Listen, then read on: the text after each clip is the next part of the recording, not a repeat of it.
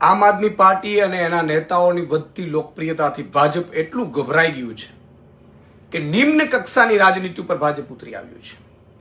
તમે જુઓ જે રીતે ચેતરભાઈ વસાવાની લોકપ્રિયતા અંબાજીથી લઈને ઉમરગામ સુધી એટલી હદે વધી છે. એક બાજુ નરેન્દ્ર મોદીની સભા હોય, બીજી બાજુ એ જ દિવસે ચેતરભાઈ વસાવાની સભા હોય, સ્વયંભૂ નાગરિકો આવતા હોય, અહીંયા બસો મૂકે તોય લોકો ન આવે. એટલી હદે લોકપ્રિયતા વધી છે એમની, અને આદિવાસી સમાજ એનો અવાજ માને છે. ત્યારે ભાજપ નિમ્ન કક્ષાની રાજનીતિ ઉપર ઉતરી આવ્યું છે. તમે જુઓ ચેતરભાઈ વસાવા ઉપર 75 લાખનો તોડ કરવાનો માંગી રહ્યા છે એવો આક્ષેપ મૂક્યો. જ્યારે ચેતરભાઈ વસાવા કલેક્ટર પાસે જાય છે ત્યારે કલેક્ટરશ્રીએ કહ્યું કે આ આક્ષેપો ખોટા છે સાંસદશ્રીના. આ ભાજપ સાંસદ થ્રુ કરવા શું માંગી રહી છે? ભાજપ આ પહેલા પણ આવું કરી ચૂકી છે મિત્રો. જ્યારે નેતાઓની, આમ આદમી પાર્ટીની વધતી લોકપ્રિયતા અને એના નેતાઓની લોકપ્રિયતાને કોઈ ના કોઈ રીતે લોકોમાં બદનામ કરવાની કોશિશ કરે છે. પેલા એ લોકો આમ આદમી પાર્ટી છોડીને ભાજપમાં આવી જાય એવો પ્રયાસ કરે. એમાંથી જો સક્સેસ ન જાય તો બીજી ઓફરો અપાવે, સંબંધીઓને મોકલે. એટલું નહીં, પછી જેલમાં મોકલે. અને જેલથી પણ જ્યારે આમ આદમી પાર્ટીના નેતાઓ ન ડરે ત્યારે એને બદનામ કરવાની કોશિશ અને ષડયંત્ર ભાજપ કરતું આવ્યું છે.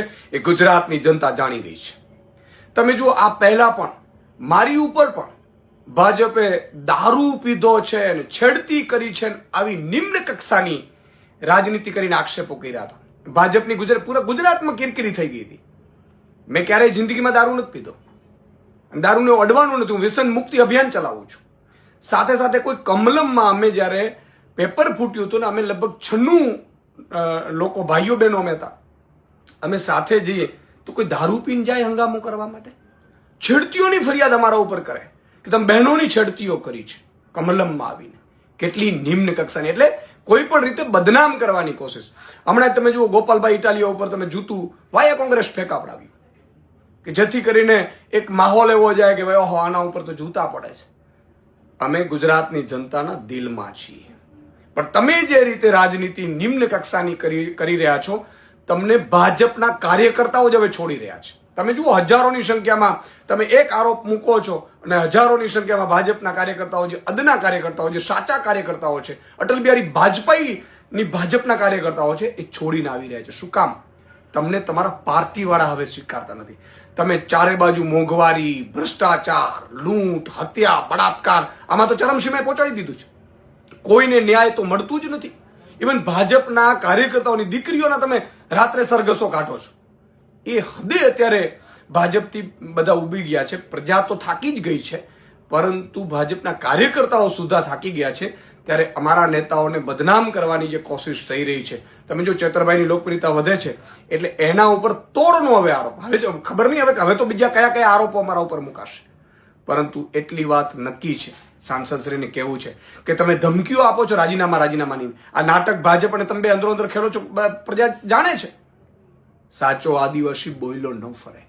અને ધમકીઓ આપવાની ન હોય, રાજીનામું આપી અને છોડી દેવાનું હોય તમારામાં તાકાત હોય તો. પણ નહીં, આ ભાજપના ઈશારે આખો ખેલ ચાલી રહ્યો છે. ભાજપ આ કરી રહ્યું છે. અને એકલું નહીં, તમામ જગ્યાએ જ્યાં જ્યાં અમારા લીડરો, તમે જુઓ, રાજુ કરપડાને, પ્રવીણ રામને બધાને જેલમાં નખાવડાવી દીધા. શું કામ? તો કે તમે ખેડૂતોનો અવાજ બનો છો, ખેડૂતોના હીરો બનો છો. અમે લોકોના માટે અવાજ ઉઠાવીએ છીએ. અને અમારે જો તોડ જ કરવા હોત ને તો આ પહેલા પણ હજારો અમારી પાસે તકો હતી. પણ અમે કર્મના સિદ્ધાંતમાં માનીએ છીએ. અમે પ્રજાનું લૂંટવા નથી માંગતા. પ્રજાને તમારા લૂંટમાંથી બચાવવા માટે આવ્યા છીએ. અને એ બચાવીને રહેશું. તમારે જેટલા આરોપો મૂકવા એટલા મૂકી લેજો. તમારે જેટલો અત્યાચાર કરવો એટલો કરી લેજો. તમારે જેટલી જેલોમાં તમારી તાકાત હોય એટલા દિવસો રાખી લેજો.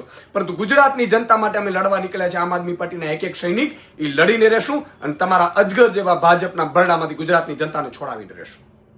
અને છેલ્લી વાત મારે ગુજરાતની જનતાને કહેવી છે, મિત્રો, આ જેટલા આરોપો મૂકે ને, તમે લોકો સ્વયંભૂ બહાર આવો. અમે થાકી ગયા છીએ, અમે હિંમત નથી હાર્યા.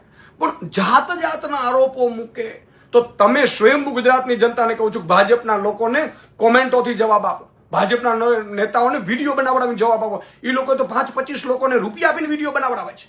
તો મારી આપ સૌને વિનંતી છે કે કદાચ મીડિયા પણ ભાજપના પ્રેશરમાં નહીં બતાવે બધું, તો ગુજરાતના લાખો યુવાનોને, કાર્યકર્તાઓને વિનંતી છે કે તમે ફેસબુક ને ઇન્સ્ટાગ્રામ લાઈવ થઈને ભાજપને એની ઓકાત દેખાડો. હવે આપણે સૌએ જાગવાનું છે, આમ આદમીએ જાગવાનું છે અને ભાજપને બગાડવાની છે. જય હિન્દ, જય આદિવાસી.